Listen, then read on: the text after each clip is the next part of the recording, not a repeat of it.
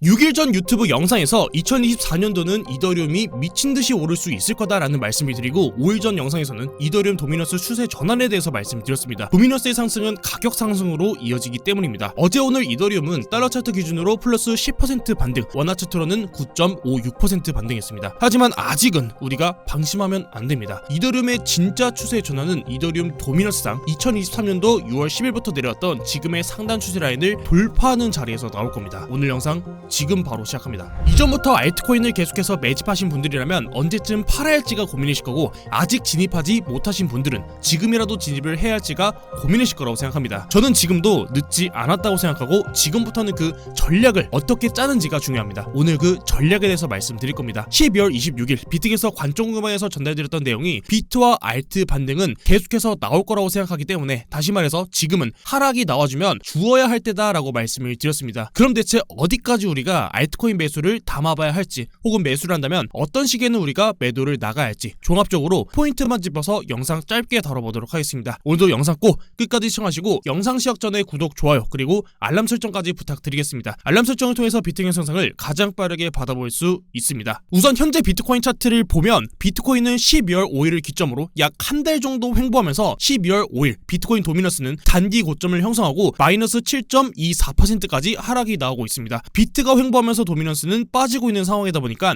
현재 업비트는 단기 불장을 보여주고 있습니다. 우선 현재 비트코인을 먼저 분석해보면 대부분 시장 참가자들은 좌측에 보이시는 수렴형 기간 조정을 보시는 분들도 있으시고, 혹은 우측에 보이시는 것처럼 가격 조정으로 하락을 한번 주고 올라갈 거다라고 분석하시는 분들도 계십니다. 두 관점의 공통적인 부분은 최근까지 올라왔던 비트코인의 상승에 대한 단기 고점이 여기서 나온 거고, 지금은 조정 중이다라는 공통점을 가지고 있습니다. 그리고 여기서 우리가 매매 포인트에서 잡을 수 있는 공통점은 지금의 흰색 상단 추세 라인입니다. 한 가지 간단한 개념을 짚고 넘어가면, 우리가 추세라고 하는 게 파동에서 상승 임펄스 1파동, 2파동, 3파동, 4파동, 5파동이라고 하는 상승 파동이 있고, A, B, C라는 조정 파동, 두 가지의 파동이 존재합니다. 임펄스 파동에서는 2사 추세 라인을 그었을 때, 그리고 이 추세 라인을 하방으로 이탈하는 하락이 나왔을 때 우리는 여기서 추세가 반전되었다라는 표현합니다. 반대로 ABC 조정 파동에서는 OB 추세 라인을 긋고 이 자리를 돌파하는 곳을 추세 전환 자리라고 표현합니다. 그럼 다시 현재 자리를 봤을 때 지금의 이 자리가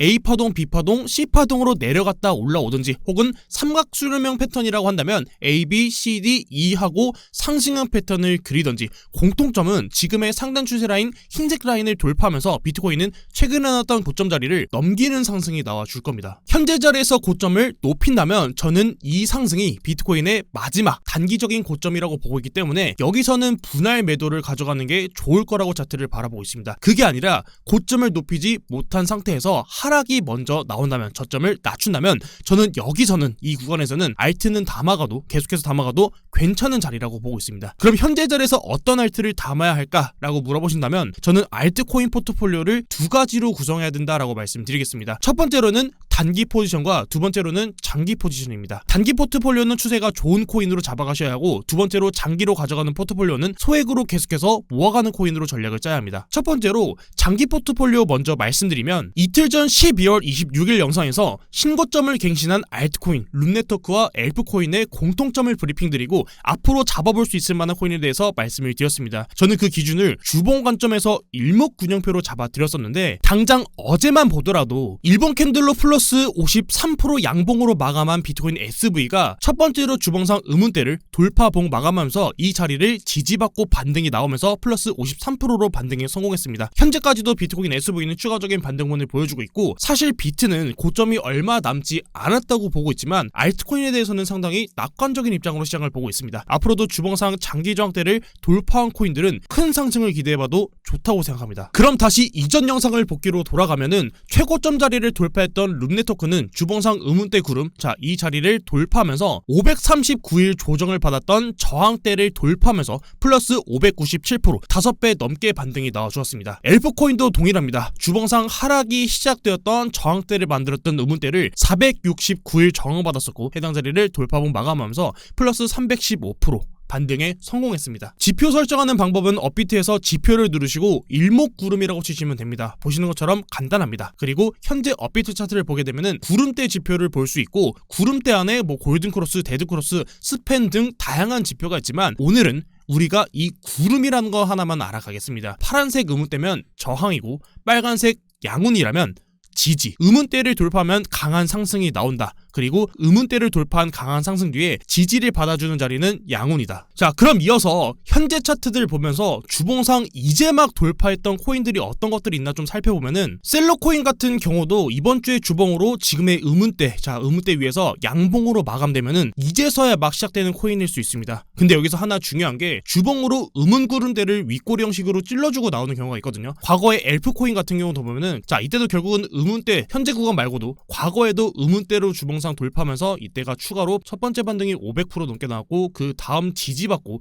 제가 양운은 지지라고 말씀드렸었죠. 양운 지지받고 추가적인 반등이 자 800% 반등 나왔습니다. 결국 여기서도 과거 차트를 보면 이 매물대 라인을 윗꼬리 형식으로 주봉으로 찔러주고 빠진 경우가 있는데 보통 이런 거를 상승이 나오기 전에 매물대를 테스트한다라고도 표현하는데 실제로 막상 이 당시에 주봉으로 윗꼬리를 달았을 때 자 여기서 돌파했겠구나 추가적인 반등이 나오겠구나 라고 진입하면은 마감된 주봉을 봤을 때는 자 윗꼬리부터 지금의 이 하락이 마이너스 52%입니다. 확실하게 주봉이 음운대 위에서 돌파봉 마감하는 걸 보고 진입하자. 자, 그 다음으로 중요한 게 손절가인데 제가 촬영하기 전에 진짜 딱 설명드리기 좋은 코인이 하나 있어가지고 가져왔는데 그게 진리카입니다. 자, 진리카 과거 차트를 보면 결과만 놓고 봤을 때는 자 이때도 보면 어떻습니까? 음운대를 주봉상 돌파하면서 추가적인 반등이 자 여기가 플러스 뭐 1450% 반등이 나왔는데 결과만 놓고 봤을 때는 진리카도 동일하게 상승이 나와줬습니다. 하지만 우리가 자 이 뒤에 있는 차트는 없다고 보겠습니다. 반등이 나왔던 이 차트는 없다고 보고 이 전의 차트만 봤을 때 자 첫 번째로 주봉상 이 자리를 양봉으로 돌파봉 마감해 준다라고 하면은 그 다음부터는 계속해서 분할로 모아갈 수 있는 구간입니다. 그리고 음운대를 지지받고 반등이 추가적으로 나와줬습니다. 이때 진입을 못했다라고 해도 이 음운대 구문을 돌파했던 구간에서부터는 추가적으로 모아갈 수 있는 구간입니다.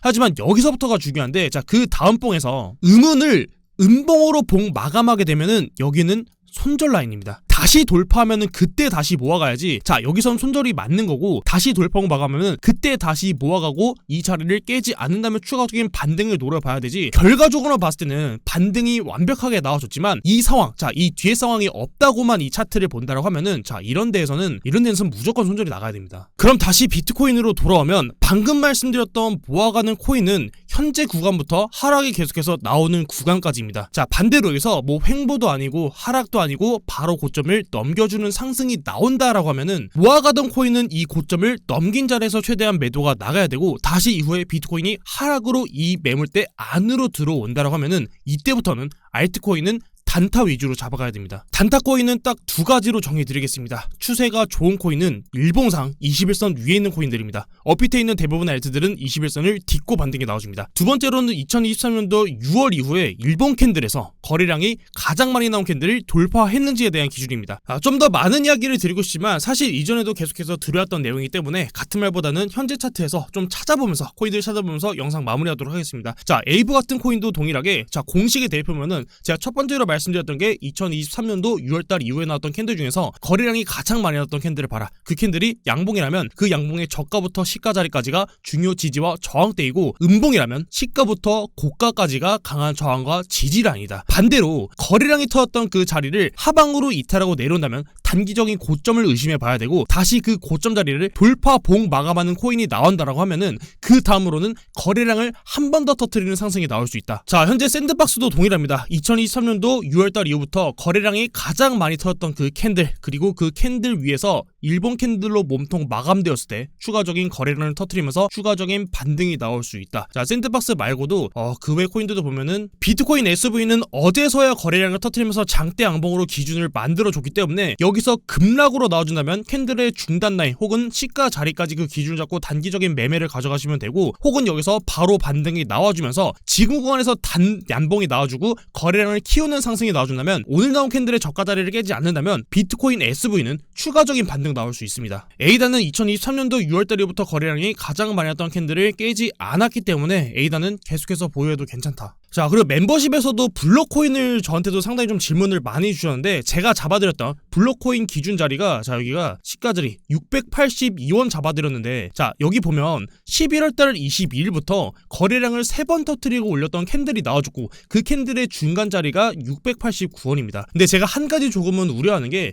이 689원짜리를 계속해서 위아래로 매물대를 테스트해주고 있는 움직임을 보여주고 있어서 해당 자리에서 좀 강한 지지를 받고 받는 게 나왔어야 되는데 이 매물대를 계속 좀 깨는 좀 지지를 망가뜨리고 있는 움직임을 보여주고 있습니다. 만약에 682원 밑에서 마감되는 캔들이 나와준다라고 하면은 11월 22일에 나왔던 지금의 장대 캔들 자 좀 지어서 보면은 이 캔들의 절반 자리 혹은 이 캔들의 시가 자리까지는 좀 여유분을 열어두고 시장을 좀 대응하시는 걸 권장을 드리고 자 그리고 혹시라도 정말 혹시라도 엘프코인처럼 지금 나오는 캔들이 마지막 피날레 고점을 형성해주고 그 직전에 나왔던 이 장대 캔들 밑으로 이 캔들 몸통 밑으로 음봉으로 마감되는 코인들이 있다면 이런 코인들은 조금은 조심해야 됩니다. 저도 별로 이렇게 싫은 소리는 별로 안 좋아하기 때문에 근데 이런 코인들이 어디에서 나왔었냐면 뭐 그로스톨 코인 같은 것도 똑같은 겁니다. 자 그로스톨 코인 같은 경우도 마지막에 피날레가 나와주고 자 이런 데서 마지막 피날레가 나와주고 그 다음에 나왔던 캔들이 이 몸통 캔들을 넘어서는 음봉 캔들 장대 음봉으로 마감되었을 때 가장 중요한 게 직전에 나왔던 그 음봉대를